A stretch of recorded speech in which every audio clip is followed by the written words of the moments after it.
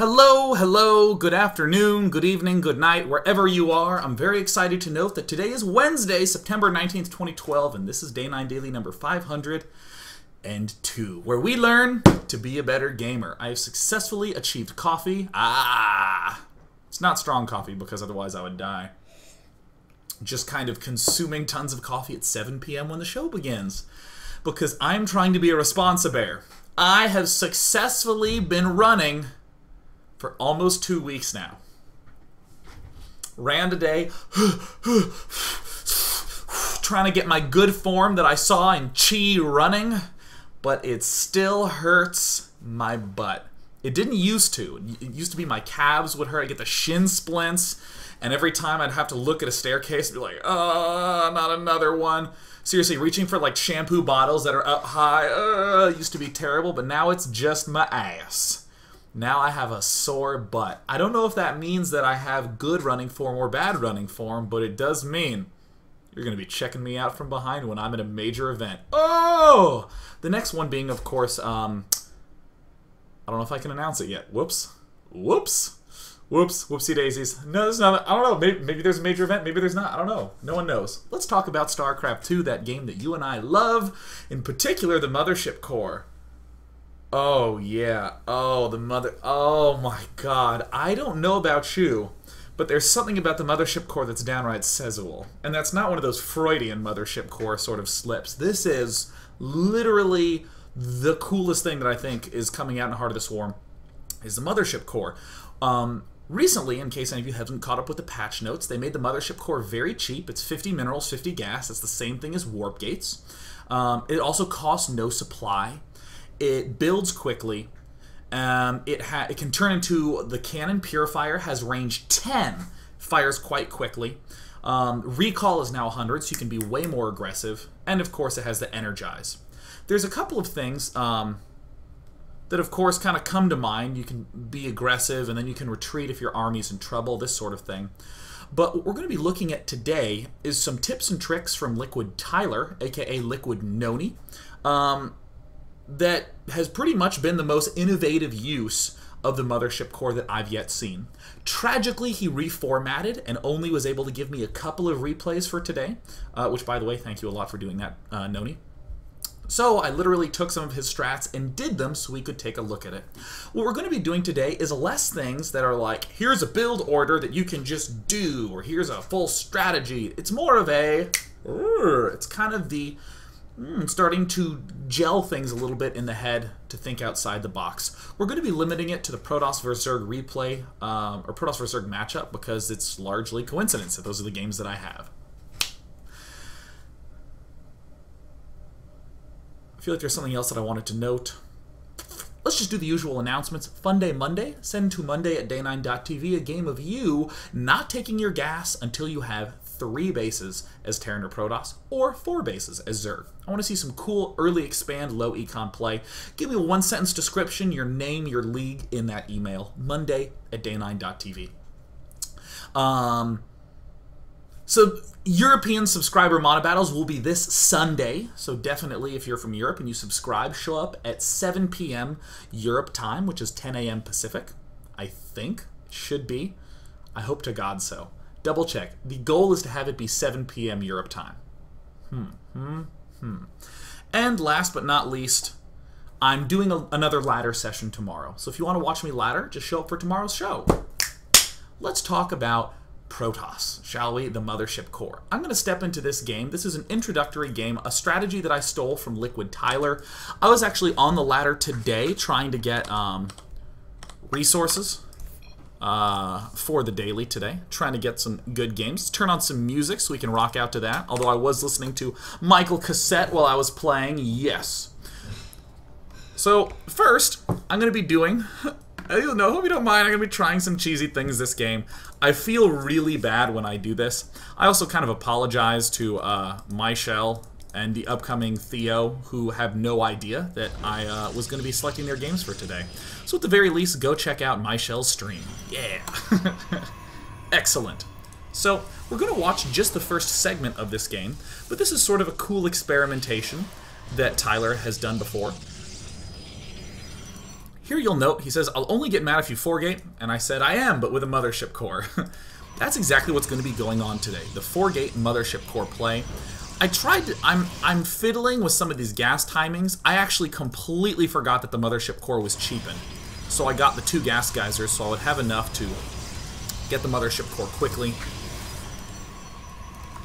But on one hand, we can see this as an elaborate cheese. But Tyler did some techniques that helped expand it into a little bit more of a straight-up strategy. So already I have my first Zealot coming out with this technique. And the Stalker coming up. The Mothership core is rallied ho, moving at literally the lowest speed humanly possible. However, with the fact that I'm 4-gating, I have a simple way to wall off this front. And because I scouted my opponent having done an early pool followed by an expansion with no gas, I know that I'm not going to be up against speed Zerglings in this push. The Overlord's there, but I intentionally don't kill it because that's not what I'm testing. None of us can type. But here's one of the slightly weird things that seems to... Oh, by the way, is there lag? 1 for good, 0 for lag. Just let me know. There's been some recent issues. Apologies to the archive viewers for the interruption. Again, it looks fairly good. There are some people having some issues, but great, good. So I'm going to be trying to push as best as possible, but right now this looks like a pretty solid setup for the Zerg player. He has all the resources he needs. He has, does he have 2 queens out yet? He has 1 with the second one en route speed coming up. I have my probies getting ready to try to do their best to plant down some forward pylons.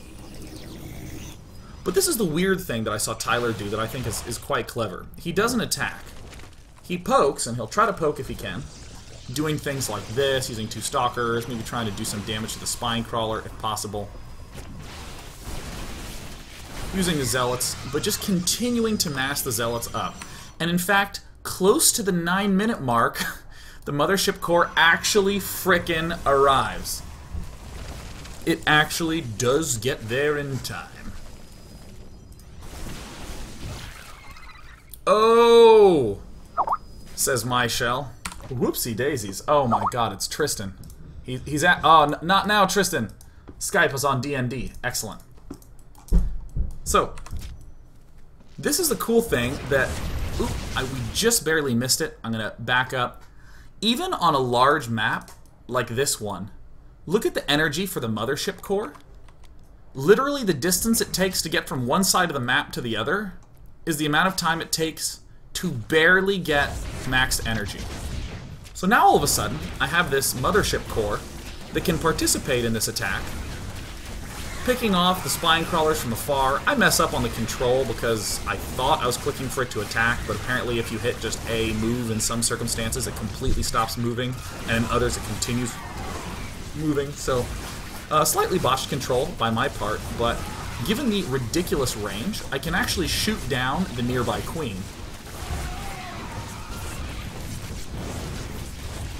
And there I begin unleashing the pain. And this attack eventually ends up barely not working. Like, super barely.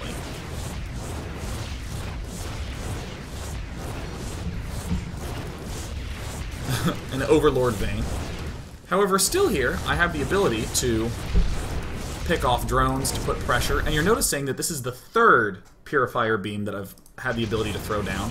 I'll almost be able to throw down a 4th right at the very end.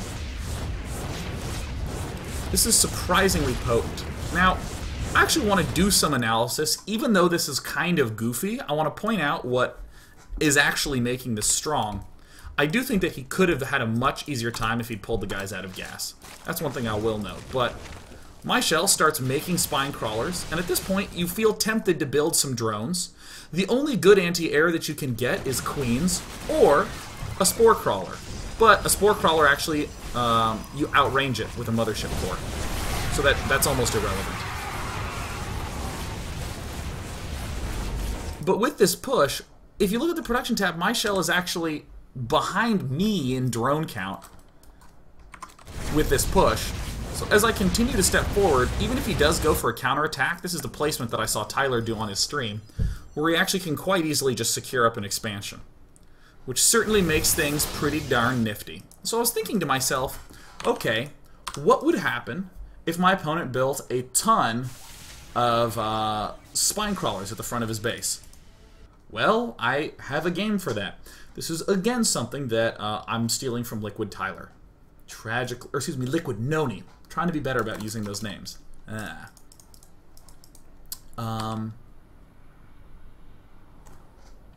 Yeah, I'm just trying to make sure I have the correct replay selected next. Yes, excellent.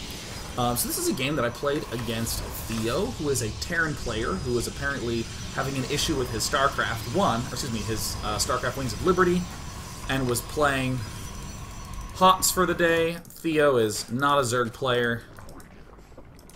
So we're sort of joking about the fact that I was cheesing and that he is, yeah, you see that? Like, don't laugh at my Z, by the way. We're both just having the usual fun, hotsy sort of stuff.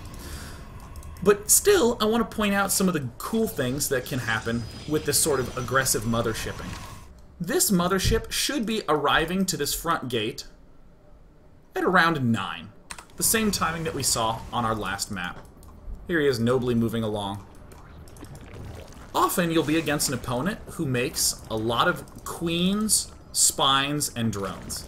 This is the other way to defend that Theo could, or that a Zerg in general could have done. So you just float up into his main base and you recall with a probe and you do the same thing, right?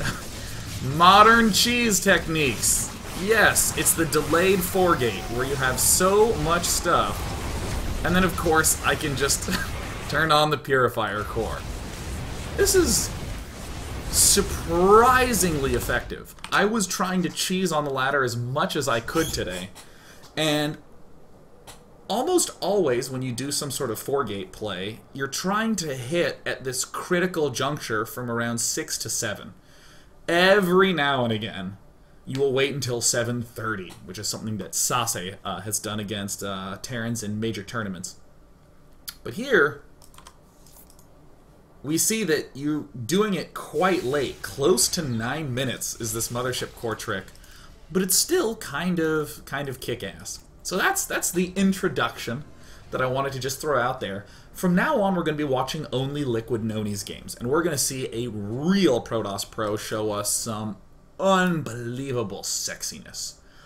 Oh, yes. Oh, my God. Okay, this next game is an example of the Mothership core trickery that you can do that Tyler was talking about last night. You think that if you're being attacked and you have a Mothership core, what's the intuitive play? Damn it, I keep calling him Tyler because I know him in real life. His name is Noni. His name is Noni. His name is Noni. Okay, so you're being attacked. You have a Mothership core. What's the reasonable answer? Well, you throw down the Purify. This is what turns the Mothership core into a cannon, and it had range 10. You can kind of maybe stay back and just sort of shoot from afar. But there's double timings, as players call them. You walk up, he activates Purify, you back away, and wait 45 seconds, and then attack again. The double timing, because there's 2 pieces to it. Ugh. That is the sort of way that I was thinking defensively. You throw down the Purifier, but yeah, you have trouble with these double timings. Well, Tyler points out that rather than using Purify, you use Energize, which maximizes the energy on one of your units. So if you have a sentry with 2 force fields, you throw down 1 force field, and then the second force field, and then you can energize it and throw down 4 more force fields for a grand total of 90 seconds of delay time, rather than the usual 45-second delay that the Purify buys you. So that's just crazy cool. We're going to see this enacted right here between Noni and Skowar. Yes, sir.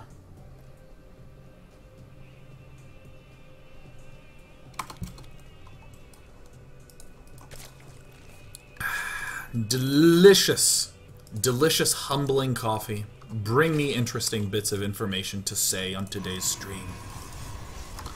Noni starts off with the usual chronoing once and twice and rallying with the 12th probe to build a gateway promptly on 13. Skowar is doing something a little cheesy, not incredibly cheesy. When was that pool built? I actually wasn't paying attention at all. LOL. Is that a 6 pool? You know, it's important to pay better attention. No, it's a 10 pool. Okay. Phew. Fuse! Alright, still marginally cheesy. This comes about 45 seconds before your typical spawning pool placement. Generally it's around 2 and it finishes around 3.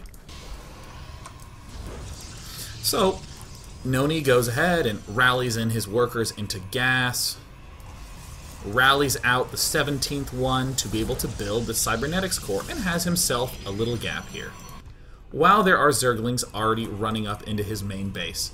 So, what to do? We see Tyler has literally, at this point, built not things. 0 things. So he goes ahead and chrono boosts. The probes come out to battle. Skowar in a little bit of an awkward spot because probes are quite good. Stalker gets produced. This makes sense as he doesn't have speed. And a Mothership core gets produced. We see our friend Skowar continues to produce nothing but lings. And now the gateway's unpowered, so Tyler's having quite a few issues with this. It will be held off. Right now things are looking kind of reasonable for Tyler. I would be feeling obviously very comfortable. I put me in there as though I'm the badass. What I mean is, a Protoss would be feeling quite comfortable at this point in time. You haven't really scouted Zerg, but you see that his aggression has sort of let up. So you anticipate that you're pretty much going to be fine. We see Skowar does get lucky, trap a Stalker. Suddenly we have 1 unit.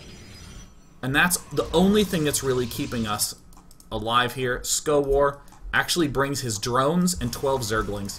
And this is the key moment that I think is really cool. Again, we can throw down Purify here.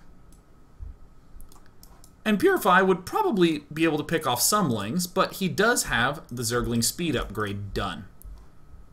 So he has hyper-mobile lings. He actually has 24 lings. His army supply tab is doubling ours, but 24 Zerglings I think are a lot scarier than 12 supply worth of units. So this is where Tyler becomes the biggest badass in the universe. Runs up. Okay, so here's force field number 1. Doing his best to break up. Here's force field number 2 from this back one, and then Tyler immediately energizes that back one. There's a force field trapping the drones. You see, there's actually still 30 seconds. I know that this looks like 20 seconds until Warp Gate is done, but you have to remember, it takes 10 seconds to turn into the Warp Gate, and actually it takes another 5 seconds for units to warp in, so there's 35 seconds where Tyler would actually be totally boned. But with this energize,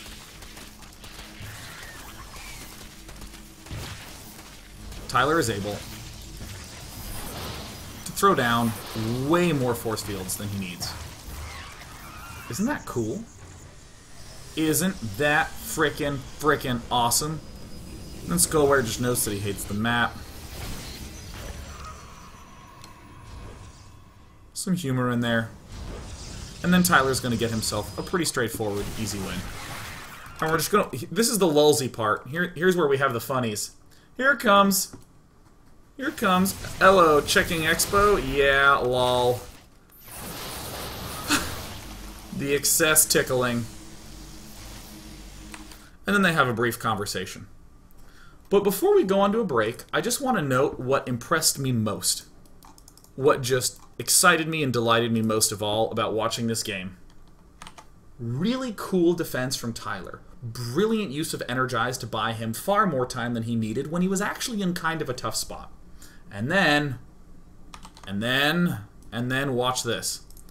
I want to direct your eyes, actually, as I pull back to 4 minutes. Hell, when did these lings end up breaking in? Really early. Okay, I'm pulling back to 3 minutes.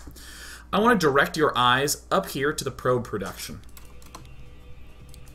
Probe's making. Probe's making. He missed one briefly. Now he's building the Mothership core, so that's effectively the same thing. And then as he rebuilds these pylons, builds the Nexus, from here on watch the probes. In the midst of crisis. Probes. Probe. Probe. Still building probes. Still building probes. Probes. Now building 2 probes at a time. Look at this number 2 while this battle is going on. It literally never goes away. Never. There's 2, 2, 2, 2, 2, 1. Oh, 2, 2, 2. Just when this is typing, that's the only time LiquidNonY actually takes his hands off the keyboard to type, yeah, lol. And then his probe production finally stops. An impressive 48 probes out by 10 minutes really early. And because everyone wants to know what else is bogus, you want to know what else is bogus? I'm like gold level Zerg. Man, that was rewarding, and I'm sure you guys are super excited for the wait.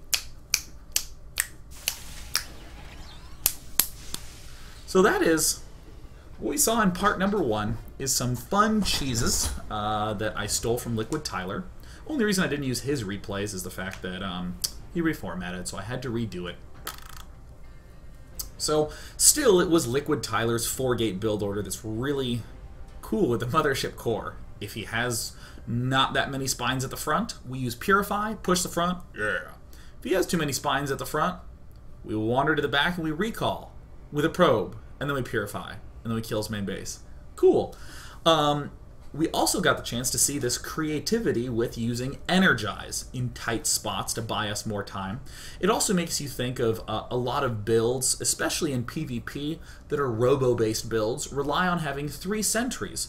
2 force fields on the first one, and 2 on the remaining 2. So that way you can buy yourself a full minute of time while you're trying to get up an immortal or whatever defenses you need. However, if you have a Mothership core, you only need 1 sentry, you throw its force field down, and then its second force field down, and then you energize it and you have 4 more. It's way more energy than you had before. It's a really cool buff. Excuse me. Really, really, really sweet buff. So yeah, that's what we got the chance to see in part number 1. In part number 2, we're going to be looking at things that are quite a bit more sophisticated, the attack timings that Liquid Tyler is going to demonstrate for us, using this Mothership core, having some really nice recall timings back to his base, that overall is totally kick-ass. Let's go on to part number 2 now. See you in like 1 or 2 minutes.